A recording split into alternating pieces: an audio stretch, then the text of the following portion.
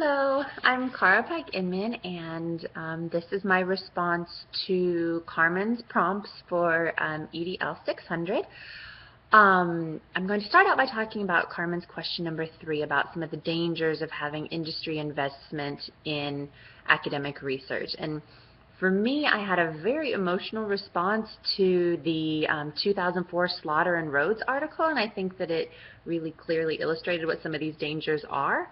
I'm not sure if you all read about the Missiplicity example, where basically the founder of the University of Phoenix wanted to work with Texas A&M researchers to have them clone his dog, and he wanted them to develop this technology, through investments through his business, which was called Genetic Savings and Clone, creative name.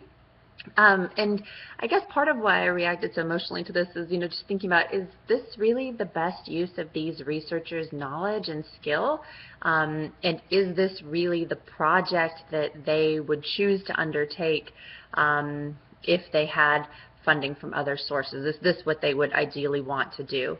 And couldn't this money actually be used to, for research that could save lives, that could cure cancer, that could do all kinds of really great things, rather than produce designer dogs when, millions of animals are euthanized every year because they don't have homes? And, I don't know, I had some struggles with this.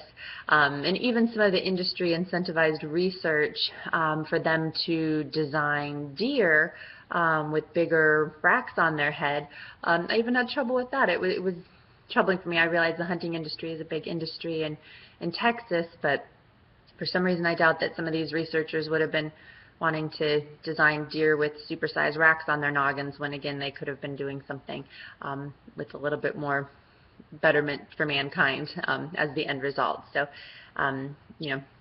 who knows, but I do think that money talks. I realize as researchers still have free will, but I think money definitely talks, and it can definitely skew the direction of research, skew the kind of results that are made, and skew progress in a lot of areas. If money wasn't being diverted to these other things, where could we be in cures for a lot of these major diseases? So, but I'll go ahead and jump down off my, adopt a shelter dog, be a global citizen, support cancer research soapbox over here.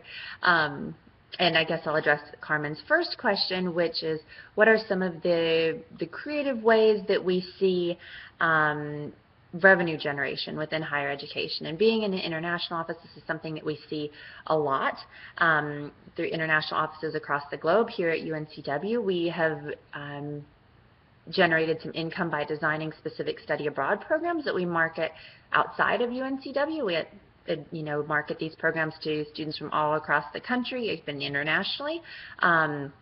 We charge them a fee to participate in these study abroad programs, and that fee is more than what kind of our in-state UNCW students would be paying to go on these programs. We do build in, a little bit of revenue generation from these programs, and that is what gives our office a surplus, so that when something happens like a tsunami in Japan and nuclear reactors having issues, where we can actually take those students we have in Japan and pay for them to come home. So that's where we get some of that surplus for our office that we need for emergencies like that. There's other schools. For example, we had a little powwow with some folks from UNC Charlotte a couple years ago, and they have a huge Institute of English as a Second Language that's an enormous income generator for their office. It's how they fund many of their staff positions. Basically, almost all the staff in their Institute for English as a Second Language are funded through the income generated by that. But even some of their education abroad staff and just regular international student service staff positions, some of their programming are all funded by the revenue that they get from that English Language Institute. So knowing that they're in Charlotte, someplace that does have a large number of, just international non-English speakers living in the community, that's a way that they're able to really generate a lot of income, and you see that a lot with international offices. So hope you all have a wonderful week. There's my 2 cents.